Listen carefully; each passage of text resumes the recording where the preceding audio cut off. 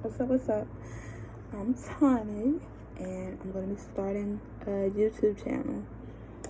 And it's going to be on my dental journey. I'm going to get into why I sound like this, why I look like this, because this is not what I normally look like, and a lot of other various things about where I've come from, and how I got here.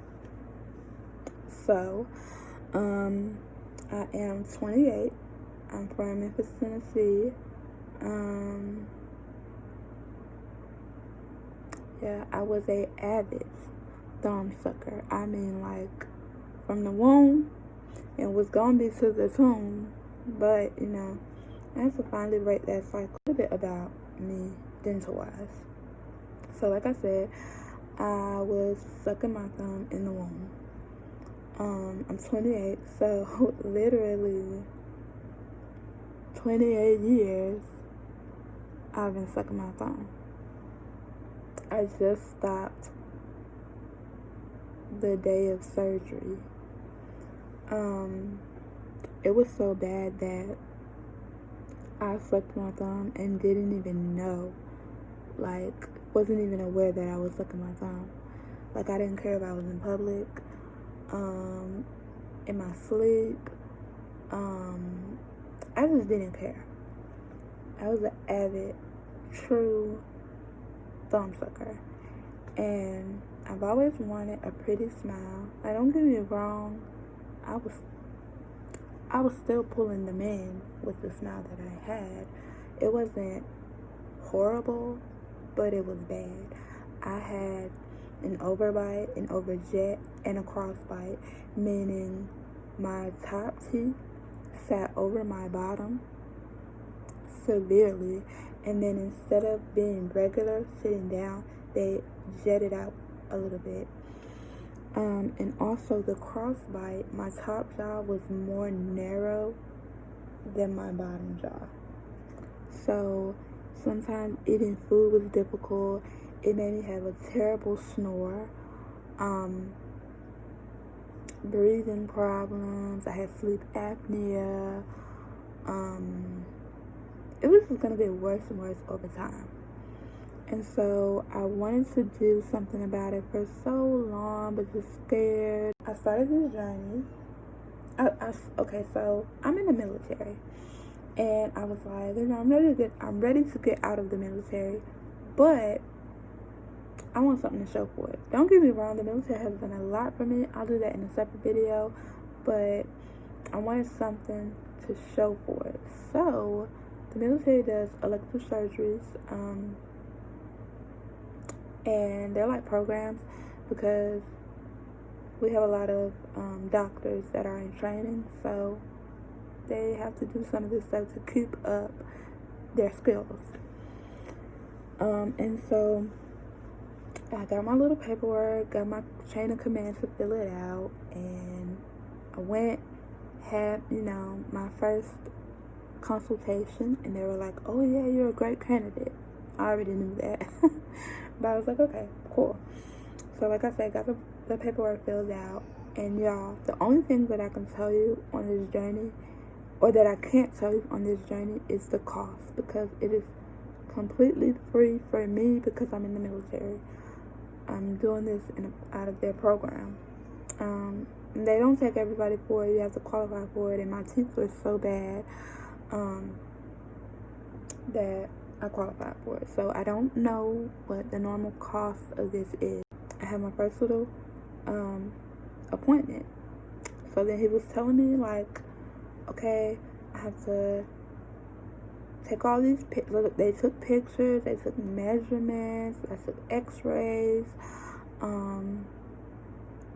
they did a physical on my teeth. They did a lot of stuff. And he was like, we're gonna get back with you after I present this to the board. And he explained to me that I was gonna have to have an initial surgery, which I'm gonna go into everything in detail, so I'm just gonna give you the rundown. I was gonna have an initial surgery, which is SARPE surgery, and then braces, and then another surgery within a year. A year after that first surgery, which was double jaw surgery. And then probably continue braces until, I don't know. I'll probably have braces, honestly, after I get out of the military. I get out July 2022, so I really think I'm going to have braces after that, but it is what it is. And so, yeah, that was the rundown. So I'm like, okay, cool. When did we get started? He was like, today. I was like, okay, what are we doing today? So, y'all, I was terrified. I did so much research, so much Googling, and there are a couple people out there, or not a couple, a few people out there who have been through this. You know, they did their journey thing, and I promise you, I have watched their videos over and over and over and over and over, and I'm going to shout out a couple of them. The biggest one, because his was from beginning to end, and he finished everything, and oh my God, that man is beautiful, okay? He is fine as hell. Nathaniel Eisenman, y'all, his transformation was amazing. And like, granted, I have an overbite and he had an underbite. It's still like, he is beautiful. I mean, all of them are beautiful, but that man. And then another one that sticks out, I can't really say her last name, but it's Krista LaQueer. I think I'm saying it right. I'm not sure, but I was so jealous of her because I think she said she didn't get a gap. I'm like, girl, I'm sitting over here with this. Girl, I could put Michael Strahan to shame with his gap. And I'm going to show y'all my gap, but we ain't going to get into that right now. Pay attention. But I'm going to show y'all my gap. Also, the girl Jalen Baez. Oh my God, she's so beautiful. She's so pretty. She reminds me of Cardi B. She's really pretty though. I've been following her, like watching hers. And just her journey all together, like she's really changed. In a good way though. Like she's really pretty. And last but not least, and I'm still watching his, is Anish Dev. And his is like the most recent one, but he is really funny. I love his personality. He's really funny. But I've been watching these people, and it gave me like a lot of help because I knew what to expect. Just like seeing other people go through something that I'm going through, it made me feel good because I'm like, dang, I'm not the only one out here. Like, because I really was like, yo, it's about to be 2021 and everybody got a pretty smile except me. Okay. And so, I wanted to make this journey because even though they did an amazing job with their journey and relating and, you know, letting people know what to expect, I wanted to like double in it a little bit deeper because it was still a lot of stuff that I couldn't research, that I'm like learning as I go. So I'm gonna help y'all out. Like, I'm gonna be showing y'all how I eat with this freaking expander in. Like, I sound crazy as hell. I'm gonna explain to y'all a lot of stuff. Like, people think I'm slow the way I talk. Like, I'm gonna give y'all some tips and tidbits on how to clean this thing. Like, it's bad. I even found like some stuff on Amazon that I'm gonna try out, and I want y'all to, you know, help me out, help your girl out, see what your girl getting into. But I'm gonna just like dive in it a little deeper because I feel like they did really good, but it was only scratching the surface. Like, even I don't think that I could cover everything, but it just helps. It really helps because, y'all, this is, when they say it's a journey, it's a journey. Like, even my family is invested in this. thing that they did was spacers. Y'all, you don't understand the pain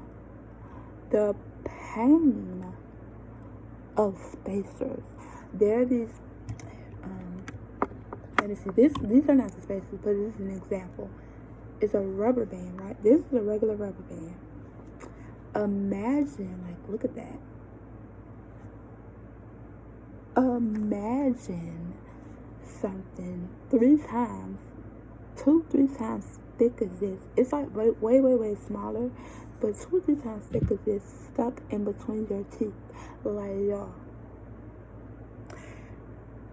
I kept asking the lady, I'm like, is this gonna hurt? And she was like, it feels uncomfortable.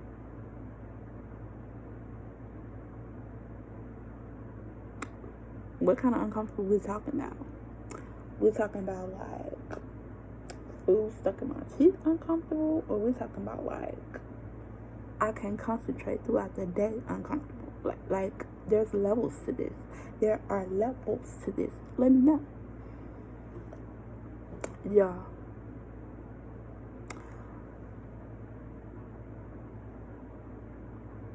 I'm not a medicine taking type of person, but I was popping Tylenol. Popping them shits. I was popping Tylenol. Like, y'all, that was by far the worst part. And like, I don't know why people downplay it. And yes, we do have different pain tolerance, but I'm letting you know now, spacers hurt. They hurt. Like, imagine, it is annoying. It's very annoying. And because it does feel like food is stuck in your teeth and you can't get it out, because obviously you take those spacers out, you're going to have to put them in longer. But I got the spacers because I had to create space so that my expander could fit around 2 of my teeth on each side in my mouth, and then they cement the expander in. But I was like, the lady was like, well, the appointment system was kind of messed up, and because of COVID and all of that, it was so backed up that she was like, okay, so you can either give them now and have them in for 2 weeks, or we can try to fit you in somewhere, or like we can start this journey a little bit later. And I was like, no, I don't want to start this journey, girl. Give them to me now. I don't care about them 2 weeks. I'm good. Y'all, I had to get 4 on each side because they have to go around 1 tooth. So I had to get 2 teeth on each side. So I had to have 1 on each side of 1 tooth, 1 on each side of the other tooth, and the same thing. Y'all, oh my God, I couldn't eat for a week. I couldn't eat for a week. You don't understand what I'm saying. I could not put any pressure on those teeth. It hurt so freaking bad. And so I had those in for 2 weeks. I went in, they took the spacers out. She put the mold in my mouth. Like the little, like when you get Invisaligns or whatever, that little nasty stuff. But they put that in there, fitted my teeth. Then she got that off. Actually, 3rd try. Okay, so they took the spacers out. They put the rings around where the spacers was on the 4 teeth where the spacers were. They put the rings around it. She like got her vice grips, kind of closed it tight or whatever. So that was a perfect fit. Put the mold in and took them out. And of course the rings came out on the mold. And then she, I went home. They left the spacers out. Cool, went home. And she was like, I gotta send this mold out. They'll make her expander, and you'll come back and do them spacers again for another week, baby. let me tell you, your teeth, they don't like change. They want to do what they're already doing. So they're very resistant to change. So I think it was like 3 weeks that I went. Was it 3 weeks? Yeah, I think it took them 3 weeks to make my expander. So I went 3 weeks with nothing, like no spacers, nothing. When I came back to get those spacers put back in, baby, my teeth felt like they were tighter. So I told her, I was like, oh my, like y'all, I had tears running down when they were putting those spacers. I had tears running down because, of course, my mouth was still a bit sore, even though it was 3 weeks. Like those spacers were still sore, and I was like, I can't take this. I was like, please, y'all, my lace is lifting, whatever. I was like, please, can we go down a size? So she went down a size, on like 3 spacers. Well, no, because 3 of the teeth, she went down a size. So it was bearable then. So I had to wear the spacers again for another week. And then after that week, they fitted in the expander, which was not painful at all. It was a lot of like pressure, but it wasn't painful. And then after that, she was like, okay, we're scheduling your first surgery, which is a SARPE. And it's crazy because in the beginning I was saying SARPE. I was telling everybody, oh, it's a SARPE surgery. No, SARPE surgery. And that's an acronym, and it stands for Surgically Assisted Rapid Palatal Expansion. Which basically, this device is the expander. I don't know if you can see it. So there's only 2 teeth that it went on. Oh, also, when I got the expander put in, they cemented it to my mouth, so it's not loose or anything. Like, it's there. I'm kind of worried about how they're gonna get it out, but it's there. And so my surgery was November 17th, and today is what? Today is January 8th. Okay, so I had my SARP surgery. So, yeah, before I like get into the details, up until this day, the actual surgery, like for my jaw, because I just had it on my top jaw, no pain. No pain. So when I say the spacers are the worst part, I really, really, really mean that. I've had no pain with my jaw. Granted, like, it's still a bit numb right here, and my top lip is still numb, like here, but no pain. Okay, so about the actual surgery day. We got there like 5 in the morning, 4 or 5 in the morning, one of them, I don't remember. But they put us in the pre-op room, all of that. They gave me this little patch to put behind my ear. It was like for nausea. They gave me this mouthwash to clean and rinse my mouth. I did that like twice. What else they do? They gave me like some type of medicine. I don't remember what it was. And then put on a gown, waited. So then once they took me, we actually had to walk from like the pre-op or like pre-surgery part to the actual like pre-surgery. I don't know, y'all. Like, it was crazy. It was a pre-pre and then a pre. So we got in there. They gave me this little space bonnet looking thing. It was like metallic or something. Put over my hair. And then what else they do? They put my IV in, which y'all, I hate needles, okay? So I was like, but I got it done. And then he asked me like questions, you know, was I pregnant? When was my last menstrual? Was I a smoker, drinker?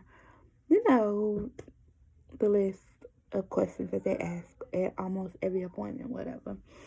And so after that, I had two nurses. I had a male nurse. He was so nice. The lady was nice too, but I interacted more with the male nurse. But I mean, not nurse, anesthesiologist. And so he was like, okay. Or no, the female. She was like, okay. The bar is now open. We're gonna start with some mimosas, and then we're gonna go to some tequila.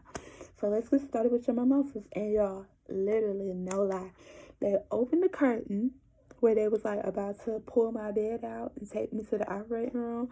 Open the curtain, and they was like, okay, let's go ahead and give her some mimosas. Y'all, I felt him pushing the medicine into my IV because it felt warm in my hand.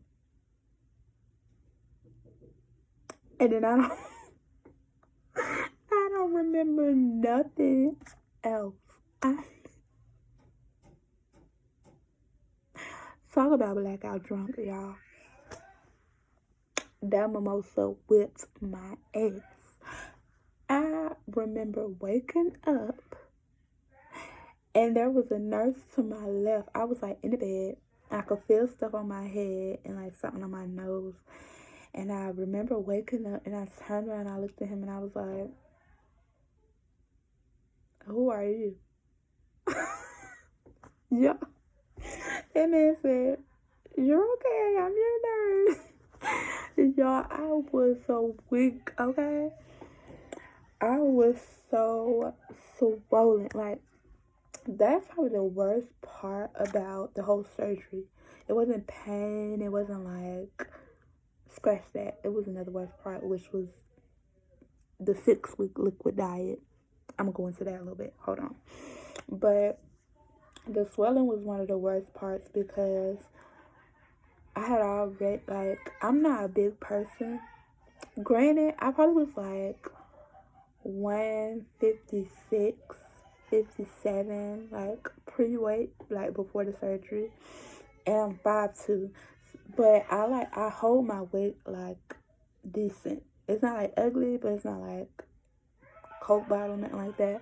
But so I wasn't really big, or at least I didn't look big. Because in the military eyes, baby, I am obese, okay? I don't know, whatever.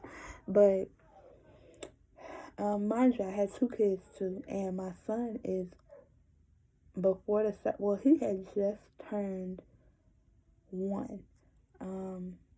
His birthday is November 12th, and my surgery was November 17th.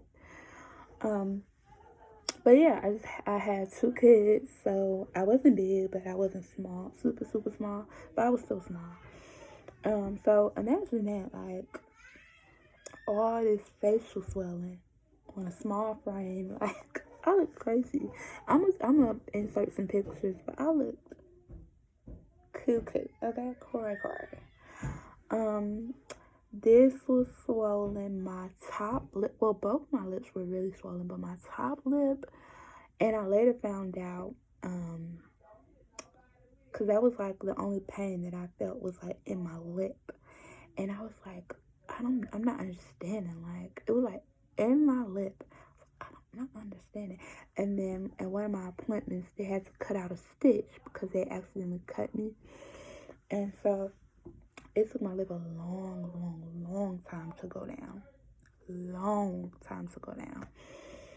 And because I kept like referring back to, I'm the type of person like, before I go through something and during and after going through something, I'm always doing research. I'm always watching and looking at the same thing over and over again. So I'm watching like all it, like Nathaniel, Crystal, Jalen, and Niche. I'm looking at all of this over and over again. Granted, cheek wise,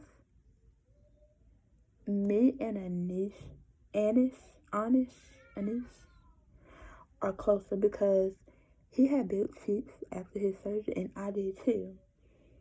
Um, and also Nathaniel, like his lip was really swollen, but I couldn't understand like why my lip was so much bigger and more swollen than everybody's. And then of course I found out it got cut or whatever.